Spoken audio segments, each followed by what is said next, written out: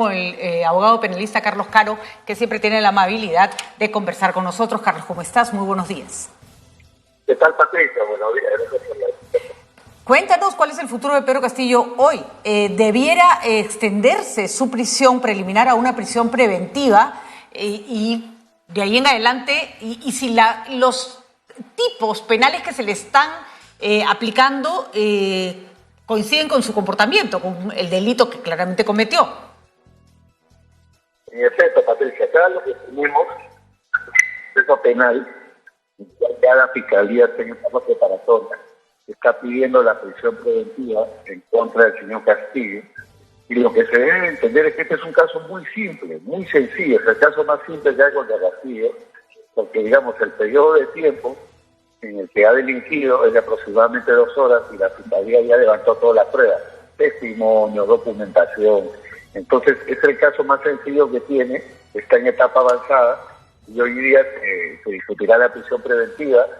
Ya pasaron 24 horas desde que venció la preliminar, el Poder Judicial tiene que pronunciarse entre hoy o mañana máximo en relación a ese pedido, donde lo más probable es que se le decrete en efecto la prisión preventiva por el periodo solicitado, o tal vez algunas veces menos, porque se trata de un caso muy sencillo, como repito. De acuerdo. No hay que ser muy vidente para saber que el peor delito que puede cometer un presidente de la República es quebrar el orden democrático.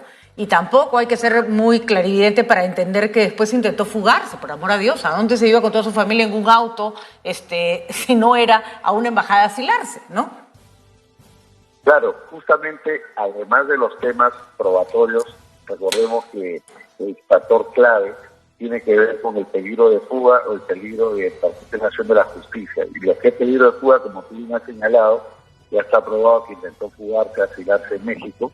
Y respecto a lo que es turbación de la actividad probatoria, ya hemos visto en los últimos días cómo el señor Castillo ha tenido casi 150 visitas, a través de las cuales ha venido efectuando todo tipo de coordinaciones. De hecho, hoy día, por ejemplo, en un periódico local se ha puesto a relieve que el propio custodio del señor Castillo le preste el celular para que pueda comunicarse con quien él desee. Eso es algo que altera seriamente los fines de la detención preliminar y seguramente va a ser usado como argumento también por la Fiscalía para sustentar el peligro de entorpecimiento de la acción de la justicia. De acuerdo.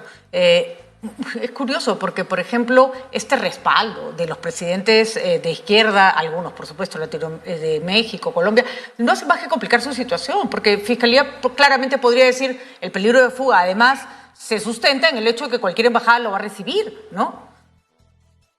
En efecto, ¿no? Todos los presidentes que han comunicado y no reconocer a la señora Boluarte como la presidenta, da a entender de que el señor Castillo sigue siendo considerado como el presidente del Perú. Y la lista es bastante larga. Está Venezuela, está México, está Argentina, Bolivia, y seguramente a la lista habría que sumar a los cubanos. Entonces, son hasta 5 embajadas, por lo menos, donde el señor Castillo podría buscar asilo. Así es, que estarían muy contentos de recibirlo. Así que flaco favor le han hecho a Pedro Castillo. Sobre el estado de emergencia, Carlos, ¿qué podemos y qué no podemos hacer? Creo que han sido como muy laxas las indicaciones. Ayer escuchábamos al ministro de Justicia decir, no, bueno, las reuniones no están prohibidas. Si alguien se tiene que casar, que se case. Y ya, y no sé. Sí, mira, en efecto, tendríamos que decir que es un estado de emergencia, en cierto modo, blando, por lo siguiente, ¿no? Cuando salió el decreto supremo, ayer en la tarde en el peruano, yo esperaba ver un conjunto de restricciones que no existen.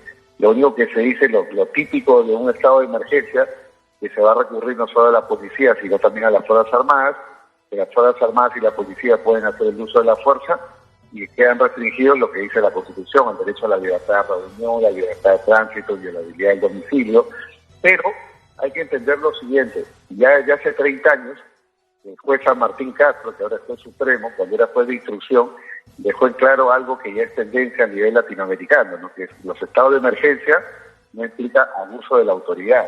Una detención, una violación de domicilio por parte de la autoridad solo puede darse en relación a las causas del estado de emergencia.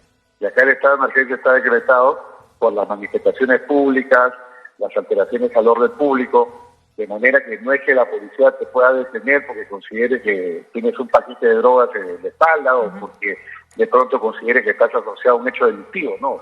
tiene que haber una razón vinculada directamente al con el estado de emergencia. emergencia, es decir, la turbación. Por ejemplo, si hay un grupo de chicos caminando por el centro de Lima en actitud sospechosa, la policía te puede pedir que te disperses, ¿no? Sí, por supuesto que sí, y hay que recordar de que la medida más suave que puede aplicar la policía es el llamado control de identidad. O sea, la recomendación número 1, todos carguen su DNI, porque puede haber control de identidad en cualquier momento, y la policía, bajo ese argumento, tiene la posibilidad de retener a la persona hasta por un número de horas determinado, 3, 4 horas, solamente para la identificación, ¿no? Y como hay estado de emergencia, y está asociado a lo que es las manifestaciones públicas, es una potestad que la policía puede utilizar. De acuerdo.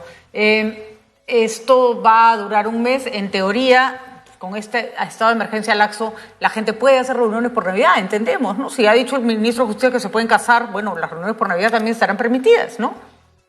Sí, hay un tuit justamente que se emitió ayer por parte del ministro de Defensa, diciendo de que están permitidos los conciertos, está permitida la asistencia a teatros, a los cines, fiestas, y yo creo que eso es razonable, porque las razones del estado de emergencia no es el COVID, no son las fiestas, no son las reuniones, sino son las manifestaciones públicas. Y yo creo que en consecuencia el mensaje es muy claro, ¿no? La actividad de la policía y de las Fuerzas Armadas va a ser muy focalizada, y ahí se requiere sin duda la presencia del Ministerio Público para salvaguardar los derechos humanos, para que no haya ningún exceso en el uso de la fuerza. Las personas que están pidiendo, que salgan las Fuerzas Armadas, creen que las Fuerzas Armadas van a salir más o menos a dispararles a ciertos ciudadanos que pueden estar cometiendo actos delincuenciales y que merecen irse presos, porque a nadie se le puede disparar a quemarropa en la calle. ¿Qué puede hacer las Fuerzas Armadas y qué no pueden hacer en un contexto como este? Sí, mire, aquí hay que tomar en cuenta de que las Fuerzas Armadas no están preparadas para lo que es el control del orden interno. Las Fuerzas Armadas, por definición, están entrenadas para tratar en situaciones de conflicto exterior, es decir, ante el enemigo, vamos a decirlo así, ¿no? Por esa razón es que siempre en los estados de emergencia las Fuerzas Armadas cumplen un rol complementario. El rol principal sigue siendo de la policía, es la policía la que tiene que intervenir, y las Fuerzas Armadas participan como una suerte de respaldo. Y el detalle, Patricia, es que a diferencia de la policía, donde la policía tiene armas no letales o pertrechos, las Fuerzas Armadas no.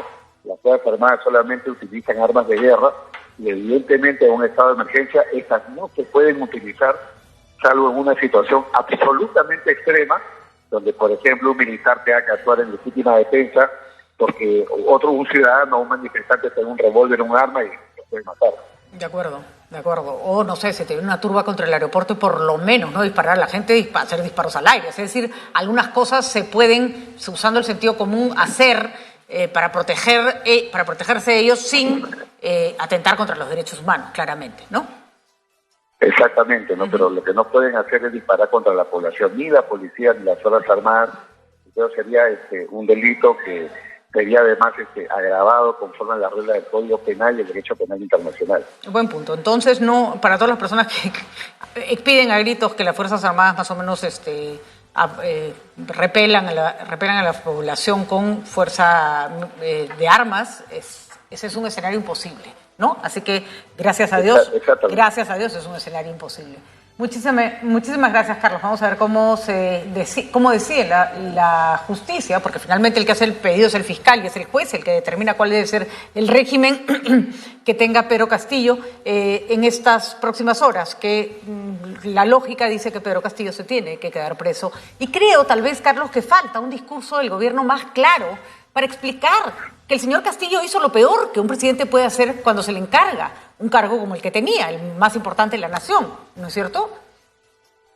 Efectivamente, ¿no? Y yo creo que lo que tenga que hacer la señora Boluarte en las próximas horas y en los próximos días pasa necesariamente por garantizar la paz pública, ¿no? Sin eso no hay gobernabilidad, y sin gobernabilidad ya sabemos que lo que va a suceder es que las anarquías, las fuerzas violentistas van a tratar de buscar un espacio a nivel del Estado. Muy bien, muchísimas gracias, Carlos. Seguiremos conversando. Que tengas Muchas un buen día. Gracias, Patricia. Buen día, hasta luego. Buen día, hasta luego.